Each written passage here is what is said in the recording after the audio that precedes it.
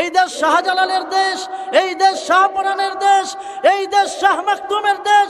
শাহপরান শাহজালাল যেভাবে আল্লাহু আকবার ধ্বনি দিয়ে গৌর গোবিন্দের পাহাড় আর রাজপ্রাসাদকে ভেঙে দিয়েছে, এখনো যদি আমিরে জামাত আমাদেরকে ডাক দেয় আর গোটা মুসলিম উম্মাহ যদি তার ডাকের আহ্বানে একত্রিত হয়ে মাঠে ময়দানে নেমে পড়ে, ইসকনের উগ্রবাদী সন্ত্রাসীরা মামুবাড়ি দিল্লি গিয়ে পালাতে বাধ্য হবে, ঠিক কিনা বলে? এত সোজা নয়। আপনারা মনে করেছেন আমরা স্বাধীন। প্রিয় ভাইয়েরা, আমরা এখনো স্বাধীন হতে পারি নাই। ৭১-এ আমরা যুদ্ধ করে স্বাধীন হয়েছি।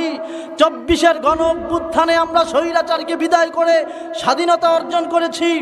মনে করিয়েন না আমরা স্বাধীন হয়ে গেছি। এখনো পাশের দেশ থেকে রক্তচক্ষু দিয়ে আমাদের দিকে তাকানো হয় কিনা বলেন? তারা আমাদেরকে হুমকি দেয়, যে কোনো সময় চট করে ঢুকে ফেলবো, আসেন দেখি খেলা হবে, ঠিক কিনা বলে? এত সোজা না চট করে চলে আসা।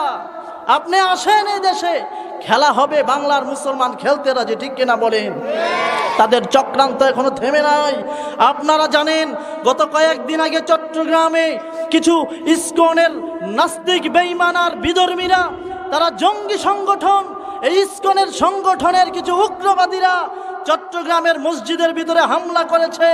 ওইখানে আমাদের সোনার দেশের মুসলিম আইনজীবী সাইফুল ইসলাম আলিফ নামে এক আইনজীবী এই মসজিদ ভাঙাতে যখন বাধা দিয়েছে, ইসকনের সন্ত্রাসীরা আমার ভাইকে শহীদ করেছে, তাকে প্রকাশ্যে দিবালোকে গলা কেটে জবাই করেছে। এরপরেও পাশের দেশ থেকে তাদের পক্ষে কথা বলা হয়, ঠিক কিনা বলে? প্রিয় ভাইয়েরা, এত সোজা না, আমরা ছেড়ে দেওয়ার নয়।